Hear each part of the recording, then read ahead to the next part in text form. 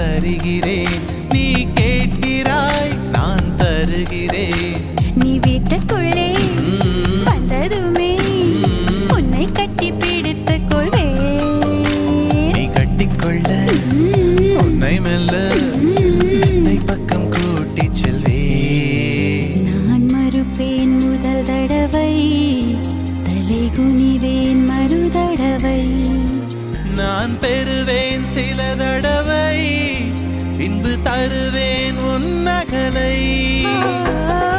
எத்தனை ஜன்மம் எடுத்தாலும் என் உயிர் என்றும் உன்னை சேரும்.